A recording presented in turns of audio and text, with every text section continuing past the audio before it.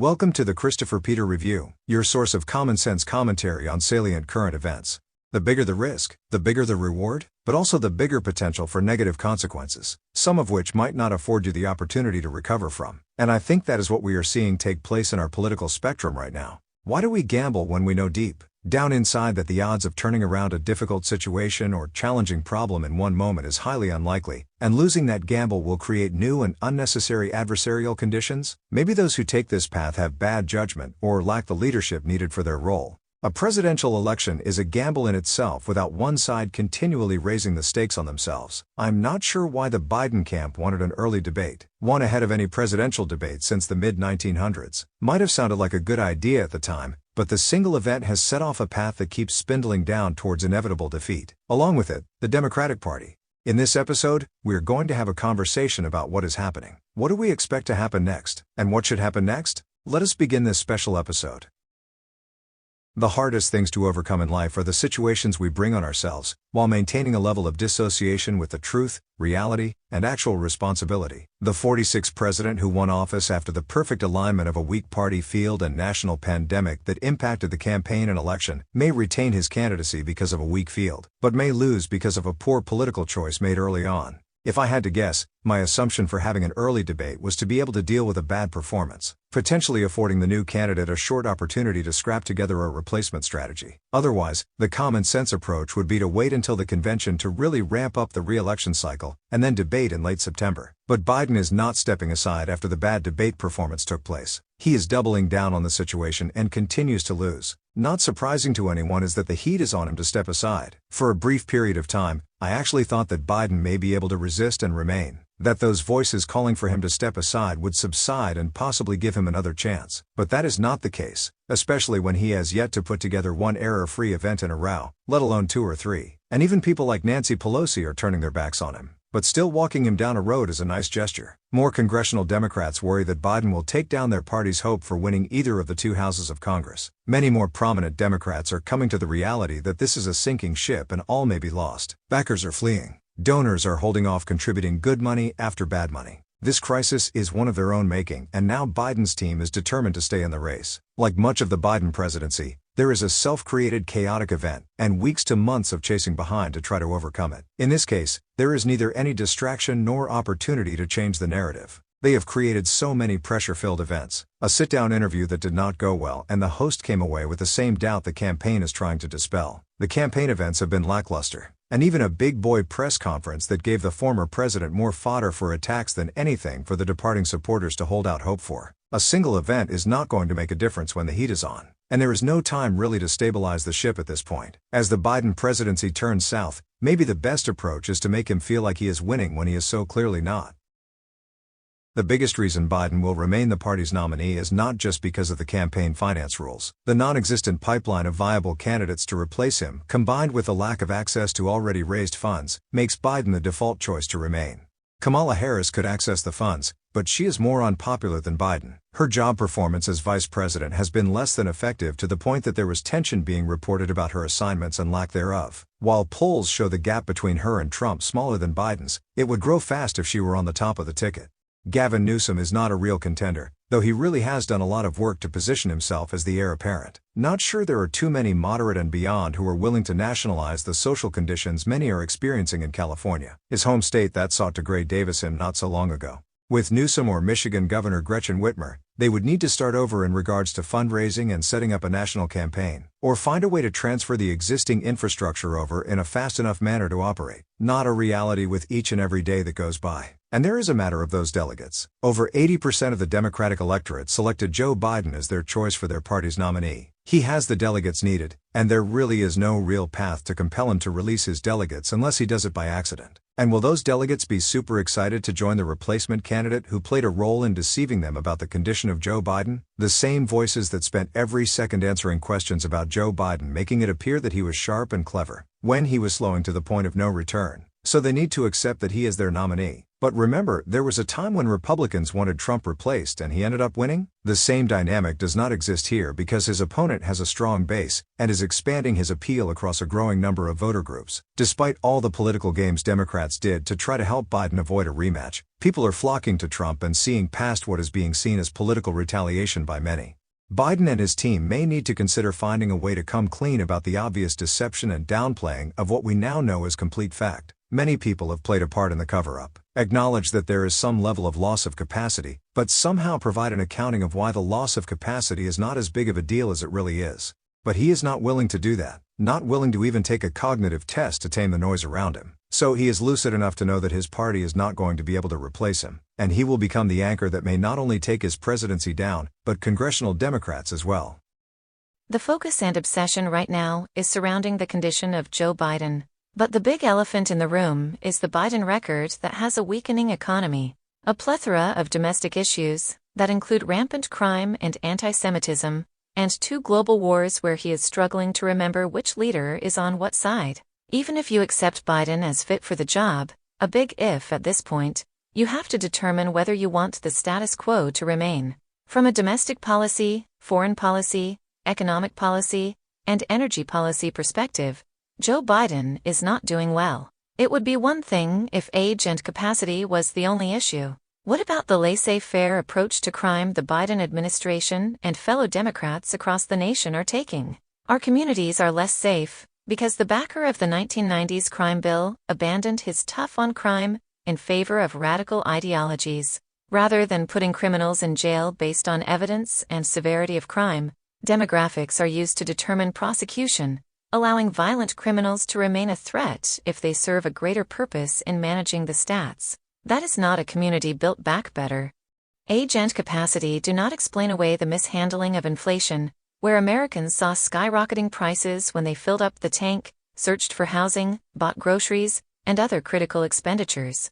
Age and capacity did not explain away the purposefully misleading denial that inflation existed, was only impacting the wealthy, and was going down when it did not.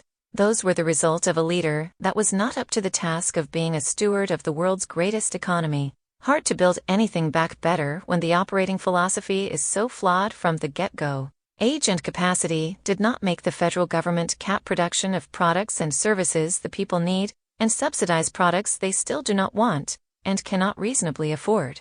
Age and capacity did not cause the many blunders that we have seen with our foreign policy, where we botched withdrawals for our own soldiers and citizens, as well as those of our allies.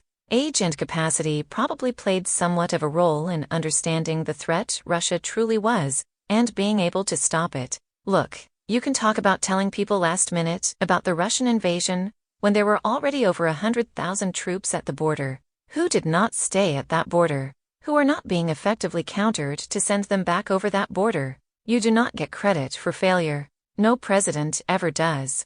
Age and capacity are a problem because performance is a bigger one. There really are no policy areas where one can really say that Biden has excelled at. There was nothing during this regressive era that one could build a re-election campaign around. No big social problem that was addressed. No big domestic agenda item was handled. A lot of bad policy, spending, and setbacks that will define the Biden era. Age and capacity are an issue, but not the biggest one. The biggest problem Biden is facing is his record speaks for itself and is saying all the wrong things. There are many people saying things to appease Biden. I do not think we should believe those same myths. The last couple weeks since the debate have been rather uneventful for Donald Trump, other than securing a ruling in his favor regarding presidential immunity for official acts as president. Something most people are not even remembering right now, mainly because the most memorable press conference about it was another blunder by his opponent Joe Biden. The state of the 2024 presidential race looks like a pending landslide for the Trump campaign, and maybe for congressional Republicans. Trump really has not had to publicly spar with Biden, who is falling down on his own accord. Usually, it is the confrontational no-holds-barred approach to politics that Trump uses to blaze a path.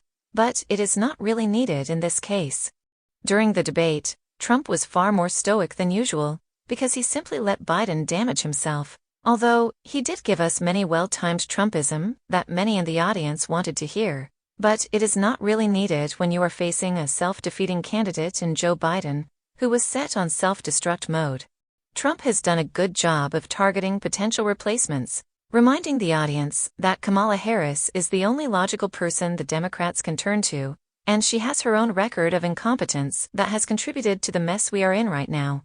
Despite the crazy narratives MSNBC are trying to spin in favor of the reeling vice president, in every assignment, she had underwhelmed and simply not done the job. The border was her big project, which evolved into the worst border crisis experienced in American history. And let us not forget, people simply do not like her, not because they are racist and sexist, but because she says crazy things that do not make sense.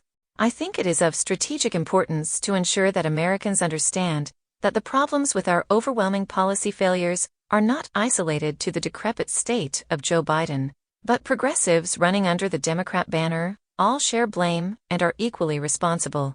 Progressives who back radical agenda items that make our communities less safe, who allow people grift off society to run for commitments made, and back divisive ideologies that build wedges, rather than coalescing around our shared values.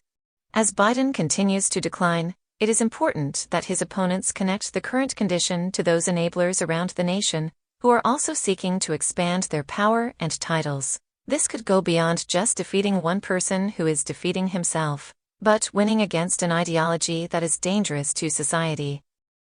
The use of imagery built by the words and narratives of our political candidates can be very impactful in our politics. In the past, politicians used imagery to give prospective voters a peek into what they hoped their policy platform would deliver. Of course, many of these images are aspirational at best. The hope is that future leaders with like-minded views build upon the mental framework established. Over time, political candidates continue to use imagery for political purposes. But now, the political imagery has turned into political cartoonization and character assault, as candidates seem to create a fabricated persona of their opponents, or those with opposing ideologies. Donald Trump is supposed to be the modern-day political boogeyman. But the big bad orange man boogeyman was much better at governance than what we are experiencing now. The progressives continue to operate the same campaign of fear around Trump, but the reality is known. We know what a Trump presidency is, what it produces, and what to expect. We know what the policy outcomes will most likely be.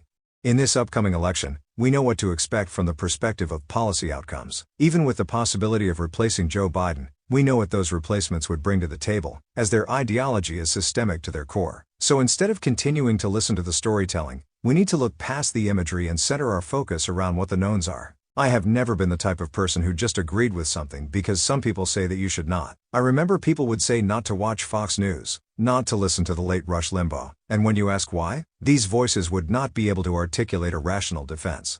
Sure, there is a slant towards conservatism, but it is far more muted than the slant and overt bias experienced when watching CNN and MSNBC, with the latter no longer even hiding its bias. I generally do not trust narrators that tell someone to fear something simply because that person disagrees with them. Too many people fabricate narratives around things they do not like. But facts, evidence, and data should always prevail. The facts, evidence, and data shows that a Trump return to the White House would have a better outcome than continuing with the failed Biden experiment.